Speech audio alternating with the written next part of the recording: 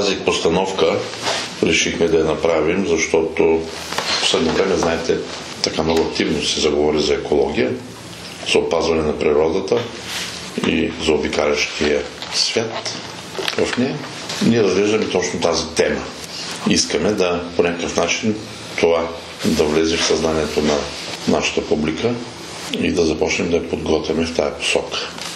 Една много хубава, чиста история, много нежна и в същото време така всички до сега, които гледаха, казаха, той има и много философия вътре. Явно има и възрастните какво да чуят, какво да научат. Спектакълът "Нощна приказка" наистина е един нов прочит на една класическа, както каза директора на театъра Петър Петков, и актьор в този спектакъл. Актьор, който играе много куклени и една жива роля, така че ще имате възможности да видите него, както и чудесните други двама актьори от екипа на спектакъла. Прочитът е нов за това, защото решихме да влезем в една много сложна и рядко така изпълнявана жанрова стилистика. А това е именно поетиката. Поетиката в кукления театър е доста трудна за реализация, тъй като вие знаете, че малкият зрител много обича хумора, бързото действие, закачката, така даже по някой път спекулативната шегичка, за да го провокираме и да задържим центъра му на внимание. Поетиката носи в себе си една специфика на един, как да кажа, много мек темпоритъм на спектакъла. Диаграмата на спектакъла трябва да тече непрекъснато. Няма право на насичане, като при класическата комедия. В същото време, ако доктора дава лекарство на детето и му казва, това лекарство горчи, но го глътни, за да оздравееш, нашата задача е да му дадем това лекарство в лъжичка с мед, примерно, и то въобще да не разбере, че е взело хапчето. И това също като линия трябва да се проведе в спектакъла. Освен това, за самите актьори, това е една много предизвикателна задача, тъй като особеността, спецификата на водене в поетичен спектакъл, на водене на самата кукла е по-друга, по-мека, по-постоянна, по-лирическа даже бих казал.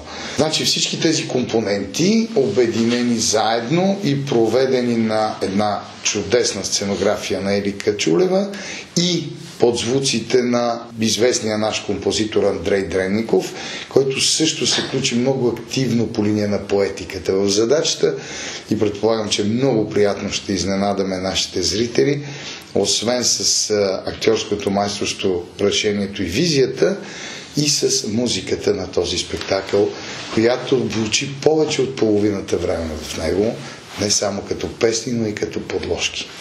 Освен класическата екологична тема да запазим и да уважаваме заобикалящия ни свят, заобикалящата ни флора, фауна, защото ние всички сме жители на тази земя, не само хората, не само животните, а всичко. И то е в една симбиоза, която е зависима един от друг. Така че разбира се, един достъпен за децата начин, ние им изпращаме това послание. Освен това, много активно сме застъпили темата за ненасилието, която в момента е една много актуална тема въобще в цял свят. И тази тема звучи паралелно като сила с екологичната тематика. Естествено, когато става дума за ненасилие, контрапункт е приятелство, така че и тази тема е застъпена. И освен това се прокрадват две далечни препратки, които се надяваме, освен децата, и родителите, придружаващи ги на този спектакъл, защото мисля, че е хубаво родителите да го видят. В него има доста философия за възрастния. Имаме две специфични препратки. Едната е, че детето трябва да бъде възпитавано така, че да може да се бори в живота. Детето трябва да има възможност да преценява, трябва да има възможност да се реализира и не трябва да му бъде насаден страх от рисковите ситуации, стига те да са в мярка. Това е едното послание. А второто е: не превъзпитавайте децата си във ваше удобство. Прекалено послушното дете не става добро дете.